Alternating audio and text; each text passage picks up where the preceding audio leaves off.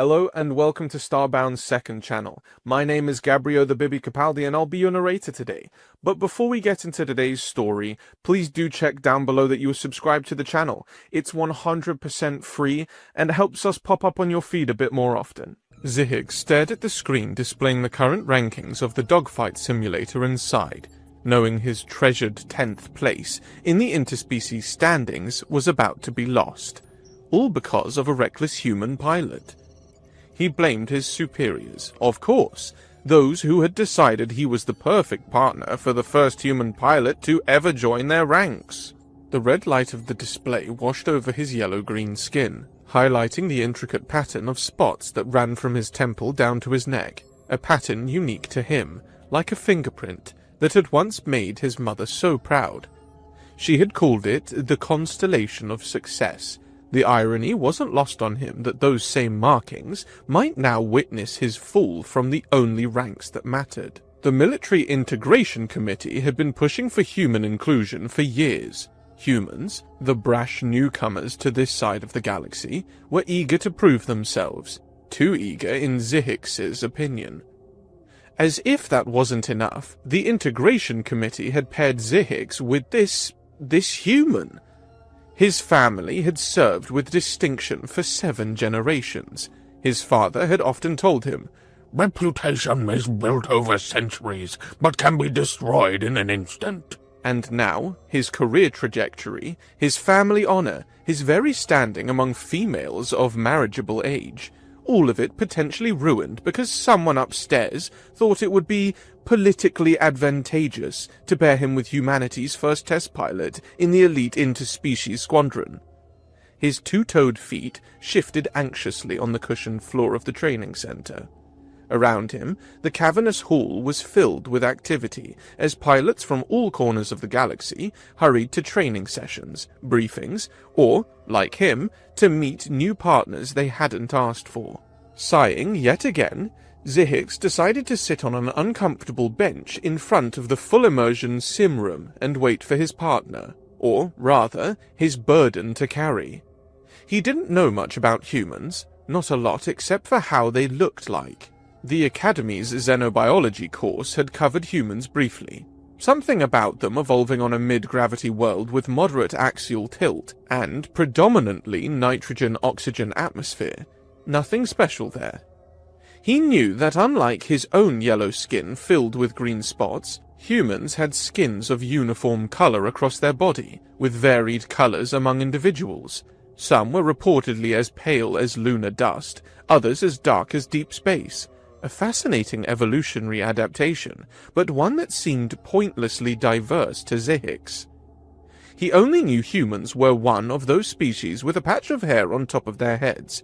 Not a rare trait by any means, but one that Zihik and his people were incapable of not seeing as unhygienic. How were they able to keep the gaps among the strands clean after all? Zihik's species' bald heads and antennae could simply be washed with a few seconds of effort, and he couldn't imagine how much effort cleaning all those strands would require. Did they wash each strand individually?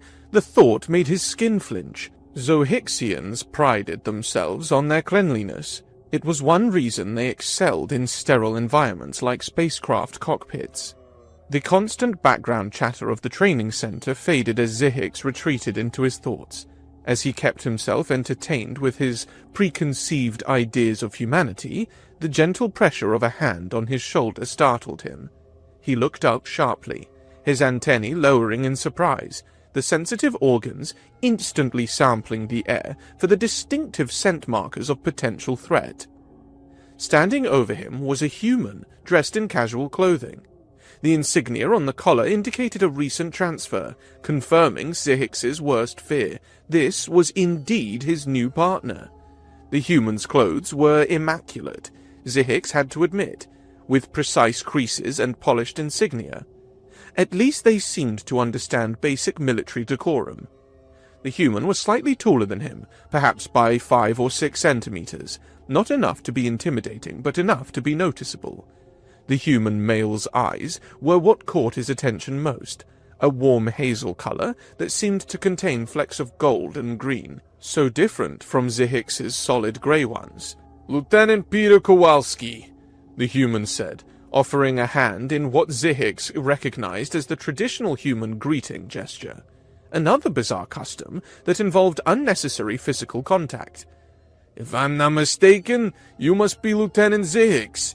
I was told we'd be partners for the upcoming simulation runs."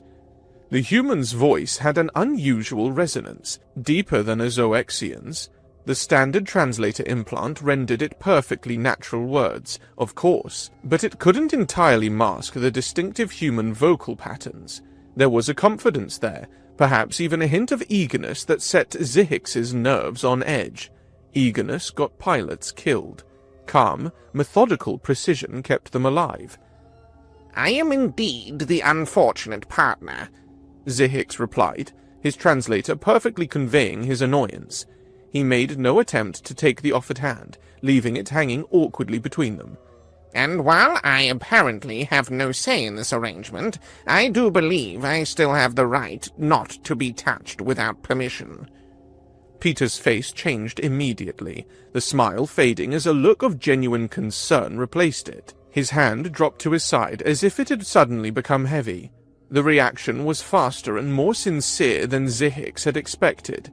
Perhaps humans were more perceptive to social cues than he'd been led to believe. "I'm sorry," he said, taking a step back to give Zihiks more space. "That was inappropriate of me. I wasn't told my partner didn't want me." There was a note of hurt in the human's voice that pierced through Zihiks's irritation. He felt a twinge of guilt at the human's wounded tone, and his antennae drooped slightly, an involuntary reaction of discomfort that he immediately tried to correct. "It's not about you specifically," Zihiks clarified, making a conscious effort to sound less hostile. "It's the idea of participating in a ranked simulation match alongside a newbie human that concerns me." "Hold on now. I may be new to this unit, but I'm technically an ace. 5 confirmed kills, and all of them in a single engagement." He paused, then added in a quieter voice. "It's true that I destroyed my craft and crash-landed on a hostile alien world afterward, but I'm still an ace. You have nothing to worry about having me as a partner in a simulated match of all things." Zihiks felt two conflicting emotions rise within him. On one hand, he was impressed. 5 kills in a single engagement was no small feat. On the other hand, the casual admission of destroying his craft only confirmed Zihiks's fears. It was exactly the kind of recklessness that the stories about human pilots described. They would achieve exceptional results and then throw it all away with some unnecessary risk or showboating maneuver. His grandfather had once encountered human pilots during a joint operation in the Perseus sector. "They fly like they're immortal," he told Zihiks, "and die proving they're not." The old admiral had admired their courage but questioned their wisdom. Now, faced with one of these legendary daredevils, Zihiks found himself experiencing the same conflicted assessment. "This isn't just a simulation to me," Zihiks said, rising to his feet. Though still shorter than the human, he felt the need to minimize the height difference. Standing, his ceremonial rank markings, delicate pinstripes running down the sides of his uniform, now close enough to Peter's eyes. "There's a huge difference between being in the top 10 of the rankings and falling below. Females of my species won't even look at pilots outside the top 10. This was only partially true. Females would certainly look at him. His family name alone guaranteed that. But the truly desirable matches, the ones with females from the most prestigious lineages, those would be closed to him if he fell in the rankings. He jabbed an accusatory finger toward Peter. Having your craft destroyed would penalize us severely in the scoring algorithm, and whatever this ace thing is, I doubt it means anything more than being a typical reckless human." The words came out harsher than he'd intended. Zihiks wasn't normally so confrontational, but the stress of the situation, the potential humiliation, the disappointed faces of his family that he could already imagine, had eroded his usual diplomatic reserve. Peter laughed, a sound that seemed to echo off the high ceiling of the training area. Of course this is to be about women, Peter said, shaking his head. There was something in his tone, amusement mixed with understanding, that suggested this was a familiar concept to him. Listen, I promise I won't destroy our craft if these fictional fights are so important to you. Despite the layers of translation between their native languages, Zihix could detect the mocking tone in Peter's voice, as if the importance he placed on the simulations was somehow amusing. He couldn't tell whether the human was doing it in bad faith, but it was enough to worsen his already low expectations of Peter's performance. I will do as I've been ordered by my superiors, Zihix said flatly, retreating into the formal language of military protocol, a safe harbor for a Zoexian in uncomfortable social waters. But don't expect any sort of friendly relationship with me. He rose from his seat and pointed to the simulation room. Let's just get this over with. If that's what you want, Peter replied, and Zihix noticed the human's eyes seemed to dim a little, a subtle sadness appearing in them. It was disconcerting how expressive human faces were, like watching a holo display, cycling through emotional presets. But I hope you'll change your mind. There are a few things worse than having a partner who hates you fighting by your side, even in a simulation. Zihix silently agreed with the statement, but didn't voice it. Instead, he walked ahead toward the simulation room, his steps quick and purposeful. The sim room door recognized his biometric signature and slid open. He pushed into a sterile chamber with just 2 seats and 2 helmets equipped with neural interfaces that would connect directly with their translators. The room was designed for maximum focus. Plain white walls, no windows, nothing to distract from the immersive experience that would soon replace reality. Taking a seat on the left side, the command position according to Alliance protocol, Zihix began preparing the settings for the official match. He heard Peter enter behind him, the soft click of the door lock engaging without being prompted. The human knew basic protocols, at least. That was something. The control panel responded to Zihix's touch, illuminating with the familiar white glow of the settings interface. He navigated through menus quickly, setting up the parameters for their simulation. 2 pilot craft, standard armament, space environment. His fingers moved automatically while his mind continued to dwell on his predicament. Zihix made a concerted effort not to look at Peter, preferring the awkward silence to any attempt at friendship. Awkwardness was preferable to disappointment, he had found over his years in service. Better to expect nothing and be surprised than to hope and be let down. It was a philosophy that had served him well in the military, if not in his personal life. The silence was only interrupted when Zihix was selecting the difficulty of their match. His finger hovered over the easy setting, a sensible choice for a first run with an unfamiliar partner, when Peter's hand suddenly clamped down on his, forcing him to look up. The unexpected contact sent a jolt through Zihix, not just the cultural impropriety of it, but the sheer physical surprise. Human hands were warmer than Zoaxian ones, he noted absently, and the 5 fingers felt strange against his 3. What are we? Children playing games or professional pilots? Peter asked, his other hand already selecting hard without even consulting Zihix. The human's tone held a challenge, as if he were daring Zihix to admit to wanting an easier setting. Anger boiled inside Zihix, his yellow skin darkening with emotion around his neck, a physiological response his species had never evolved to hide. Among Zoaxians, such a display would be immediately recognized as profound displeasure, a warning sign to back off. He wondered if the human even understood what he was seeing. I've already explained how important this simulation is to me, he said through clenched teeth, each word precisely enunciated despite his anger. It appears you want to ruin my score on purpose. Peter released his hand, holding up both of his own in a human gesture of placation that Zihix recognized from cultural briefings. I'm not doing any of that. I selected hard because I know we've got this. The confidence in the human's voice was infuriating. How could he know anything? They'd never flown together, never practiced, never even discussed basic tactics. Yet here he was, making decisions that could impact Zihix's entire future, with the casual assurance of someone choosing a meal option. I doubt it, Zihix shot back, massaging his hand where the human had gripped it. You only did it because you have no reputation to lose here. It was a low blow, and Zihix knew it. But the fear of failure, of disappointing his family, of losing status among his peers, it was overwhelming. 7 generations of elite pilots, and he might be the one to break the chain. That's just not true, Peter replied, his voice gaining an edge.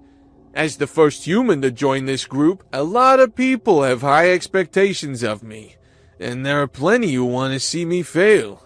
He leaned forward, his hazel eyes locking with Zihix's grey ones. It's fine if you don't want to be my friend, but all I ask is that you trust me this once.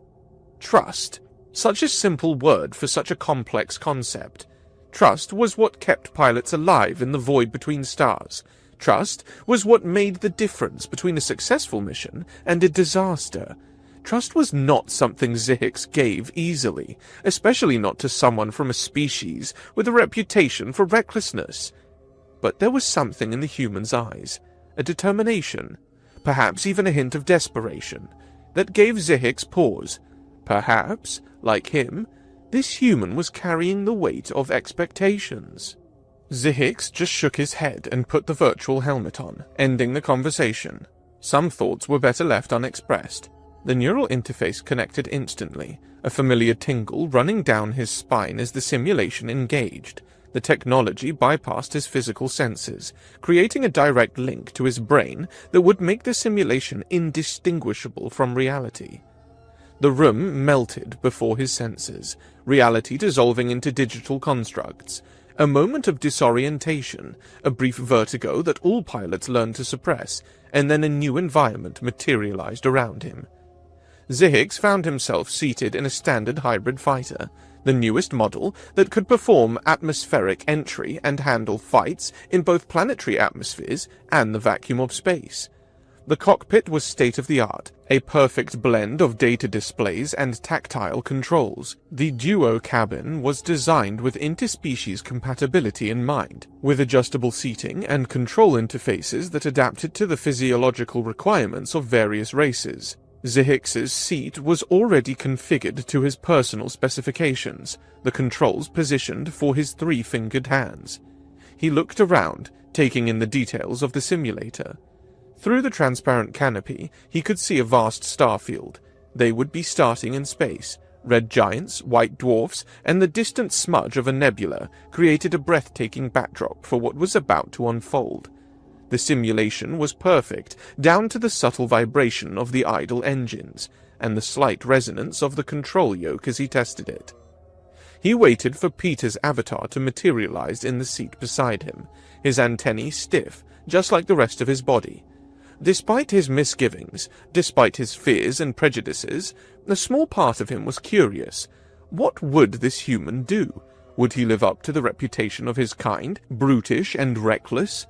Or would he surprise Zihix with something entirely unexpected? Peter's avatar materialized in the co-pilot seat, his digital form looking just as confident as his physical one had moments before. The simulation had rendered with detail, from the slight crease in his uniform to the determined set of his jaw. It was unnerving how realistic these simulations had become. A mission briefing flashed across the main display between them. Zihix scanned it quickly, his antennae moving from side to side as he absorbed the information. Mid-sized pirate vessel with 3 fighter escorts, he summarized aloud, partly for Peter's benefit and partly to organize his own thoughts. Our objective is to neutralize the threat. So we go in with our guns blazing? Peter asked, already examining the weapons system. Zihix's skin darkened slightly at the suggestion. Absolutely not. Standard protocol for engagement with superior numbers is to eliminate one target and retreat with our ship intact. That counts as a victory in this scenario. Peter frowned, his face showing the same range of expressions as his real one. That's it? One fighter and we run? Seems like a waste of fuel. The point is to survive, Zihix explained, not bothering to hide his exasperation. A ship and crew that survive can fight another day. This isn't about heroics. I think it's about points, Peter corrected him. At least for you. Zihix decided to ignore the jab. I'll take lead on this mission. My experience with these simulations... Actually, Peter interrupted, I think I should lead. Zihix's antennae went rigid with indignation. On what grounds? Simple reasoning, Peter replied. His voice was calm but firm. Your superiors paired us together for a reason. They want to see what I can do.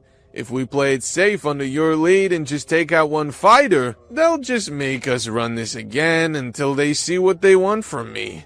Zihix started to protest, then stopped, considering. The human's logic was irritatingly sound. The Integration Committee would indeed expect more than the bare minimum from their first human pilot, and the sooner they saw whatever it was they wanted to see, the sooner this partnership could end.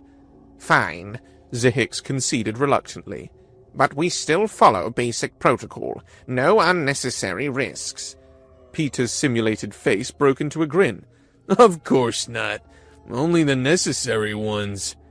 Before Zihix could inquire what exactly that meant, a countdown appeared on the display. 3, 2, 1. Mission start. Access to the virtual cockpit unlocked around them, all systems engaging simultaneously. Their fighter remained in stealth mode, drifting silently through the simulated void, the pirate vessel still unaware of their presence.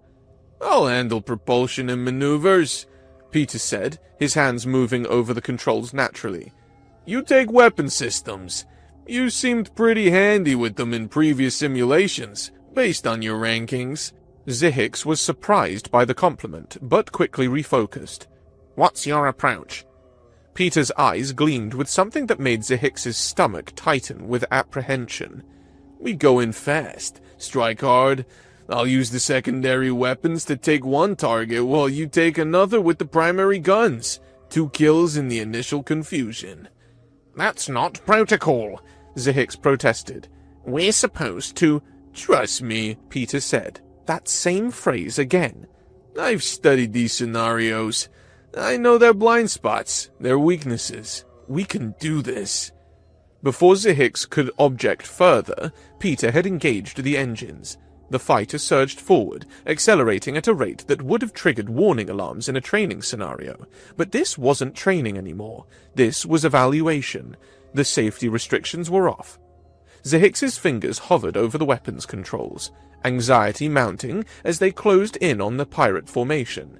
The enemy fighters were arranged in a standard escort pattern around the larger vessel. Predictable, at least. He had to admit that much. Ready on primary weapons, he reported, falling back on his training to calm his nerves. Secondary weapons locked, Peter confirmed. Strike on my mark. 3, 2, 1, mark. Peter fired first, a burst from the secondary energy cannons that seemed woefully inadequate against the shielded fighter. Simultaneously, Zihix unleashed a barrage from the primary weapons, striking his target directly amidships. The pirate fighter erupted in a brilliant explosion, its reactor core breached. But what shocked Zihix was Peter's target. It was already spinning out of control, venting atmosphere from multiple hull breaches before exploding in a similar fashion. How? Zihix began, genuinely confused. The secondary weapons shouldn't have been capable of that kind of damage with a single burst. Told you I studied their designs, Peter replied, already swinging their fighter around for another approach.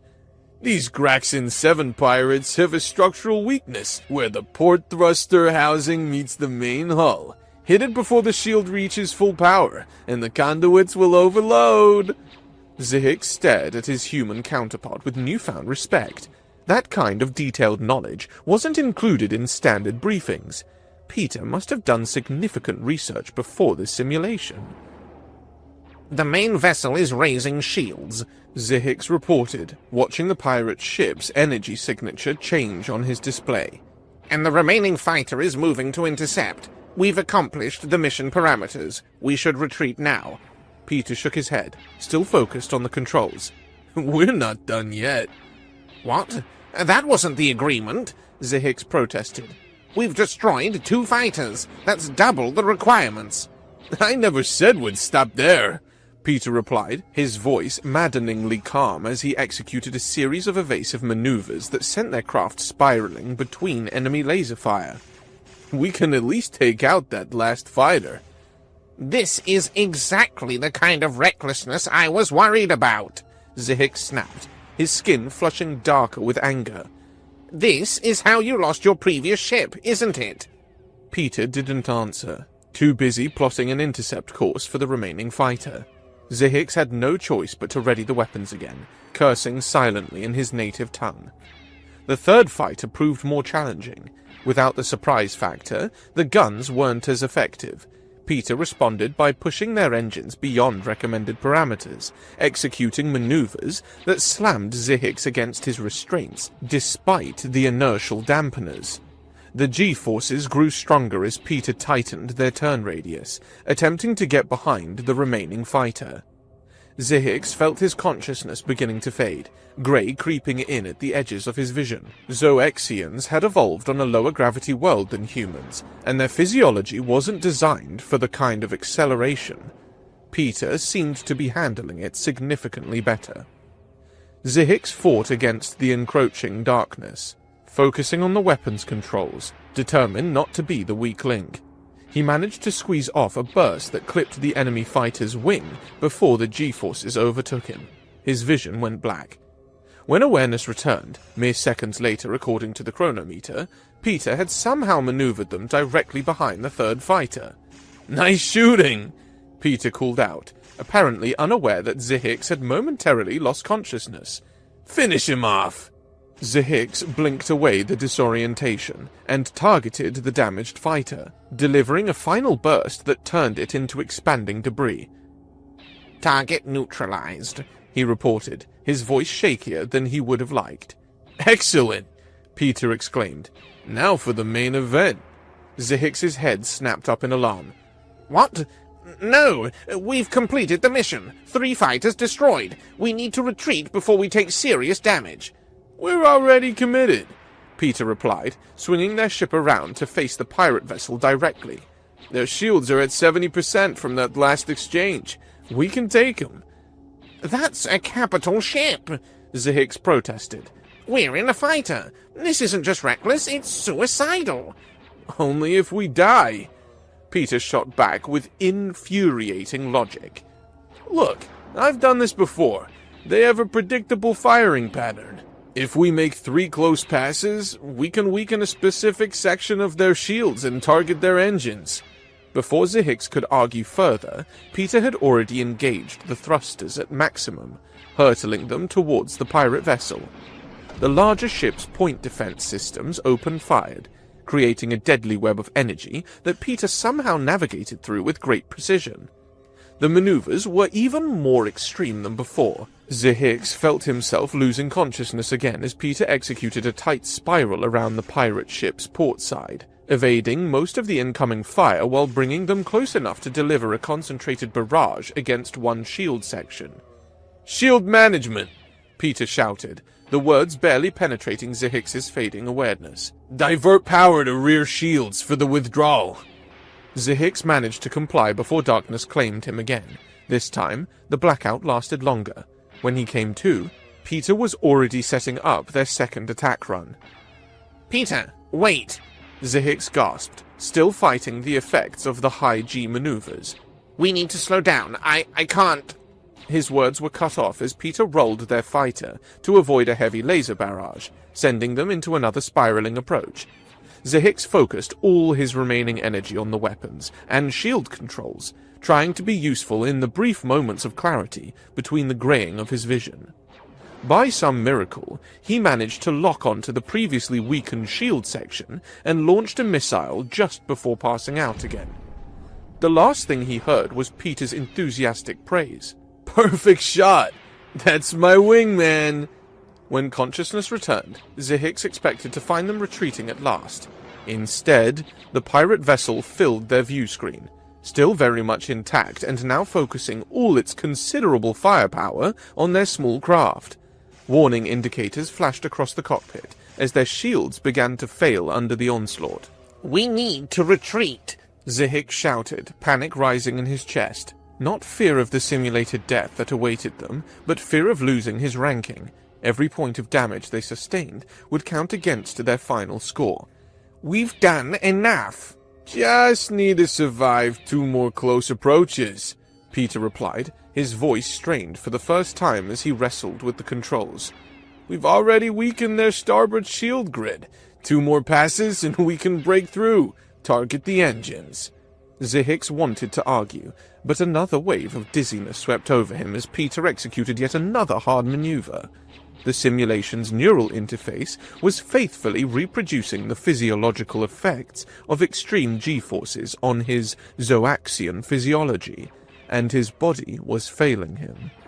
His next return to consciousness came with a surge of panic. Not fear of dying, the simulation couldn't actually harm them, but the realization that they could still achieve a high score if Peter would just retreat now, instead of recklessly trying to destroy a capital ship with a fighter. They had already exceeded mission parameters by eliminating all 3 escort fighters. Why risk everything for an impossible kill? But Peter showed no signs of backing down. Each time Zihix regained awareness, they were still engaged with the pirate vessel, their own ship taking more and more damage as they pressed the attack. Warning signals blared throughout the cockpit, systems failing one by one. But Peter was only demanding more and more from the vessel, accelerating it to its very limit. When Zihix awoke yet again, it was to a blinding flash that filled the cockpit with white light. For a moment, he thought their ship had been destroyed, that they had failed, but as his vision cleared, he realized what he was seeing. The pirate vessel breaking apart. Its reactor core breached, secondary explosions rippling along its hull. A surge of elation washed over him. They had done it. Against all odds, they had destroyed not just the escort fighters, but the capital ship itself. It was unprecedented. The kind of victory that would surely catapult them up the rankings. His happiness lasted only a few seconds amidst his confusion. As full consciousness returned, he became aware of the state of their own ship. The damage indicators were no longer flashing. They were solid red. Hull integrity compromised, engines operating at 15% capacity, life support failing, weapons offline. They had won, but at what cost? You broke your promise, Zihix said, his voice barely above a whisper. Peter turned to him, sweat glistening on his simulated brow, an impressive detail for the program to include. What? You promised not to destroy our ship, Zihix said, anger building. The penalty for this level of damage will ruin our score. Everything we gained by destroying that vessel will be negated. Peter stared at him for a long moment, his expression unreadable. We just pulled off something no other team has ever done in this simulation, and all you can do is complain about points? He shook his head. Maybe we really are incompatible as a team. Before Zihix could respond, the simulation ended, the virtual environment dissolving around them. He tore off his helmet, not waiting for Peter to fully disengage from his own interface, and stormed out of the sim room. His mind raced with calculations as he marched towards the ranking displays. How far would he fall? 8th place? 12th? Would he even remain in the top 20 after such a disaster? He reached the main hall, his eyes immediately drawn to the giant leaderboard that dominated the far wall. Both his antennae and his jaw dropped in shock. There, displayed in glowing red numerals for everyone to see, was his name, now in 6th place. He had moved up 4 ranks, not down. It made no sense. The damage penalties should have been catastrophic, yet somehow their performance had been deemed exceptional enough to overcome them. His role in destroying 2 enemy fighters and contributing to the destruction of a capital ship had earned him additional points that outweighed the penalties. Surprised? Zahix turned to find Peter approaching him from behind. The human raised his hand, as if to place it on Zahix's shoulder, then stopped himself, clearly remembering their earlier interaction. I didn't come here unprepared, Peter explained, his voice devoid of the smugness Zahix had expected. I knew the penalty for destroying our ship was slightly less than the points we'd gained for taking down the big pirate vessel and all of its fighters. It was a calculated risk, not just recklessness. Zahix could only stare at him, struggling to reconcile the methodical strategist with the daredevil pilot he'd just watched in action. Anyway, Peter continued, our business is over. You're a good pilot, Zahix. Very good at keeping your composure under pressure. But I don't think our personalities are compatible for a real fight. He turned to leave. Good luck with your rankings. Peter retreated without saying anything else. Zahix watched him go, a whirlwind of thoughts tumbling through his mind.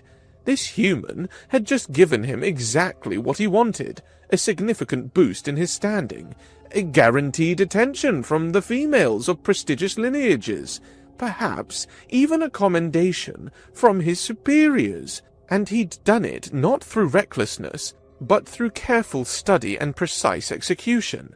Something suddenly changed inside him. Before he realized what he was doing, Zahix was already running after Peter. He reached out and grabbed the human's sleeve, causing him to look back in surprise. "We could achieve a lot together," Zahix said, the words spilling out before he could overthink them. "I assumed you would fail. I assumed wrong." Peter's expression was guarded. That much is clear, he said, but I still think we're too different to be partners. Your priorities are not the same as mine. "All that matters are the numbers," Zahix insisted, gesturing toward the leaderboard. "You benefit from this too. I don't know how human culture works, but surely this kind of performance will earn you recognition, advancement." Peter shook his head. I don't think my boss is worried that much about a simulation. Zahix tried again, reaching for anything that might convince this confounding human. "Being recognized as the best pilot across so many homeworlds must have some benefits. Perhaps it would help you find a human mate." Peter laughed then, a genuine sound that echoed through the hall. You've assumed something wrong again, he said. I'm not looking for any human mate. He extended his hand for a proper handshake. I'm also not very interested in simulations. I wouldn't even have done today's if it wasn't mandatory. Zahix shook his hand this time, feeling the strange warmth of the five-fingered grip. In a last attempt to convince Peter, he asked, "Wouldn't being recognized as the best pilot in our corner of the galaxy at least help you keep your mate, if you already have one?" Peter's laugh grew louder. My amazing body and my even more amazing sense of humor are enough to keep her, he said, his eyes twinkling with mischief. Being such a humble man also helps. Zahix said nothing at his joke, simply accepting that perhaps because of his own wrong assumptions about Peter being just a reckless human pilot, or perhaps just because of bad luck, he had lost the chance to work together with the best pilot he had ever seen. The realization stung, but not as much as the recognition that in judging this human so quickly, he had embodied the very close-mindedness he had always despised in others. As Peter walked away, Zahix remained by the leaderboard, watching his name glowing in the 6th position. He had gotten exactly what he wanted, and somehow it no longer seemed quite as important as it had just an hour ago.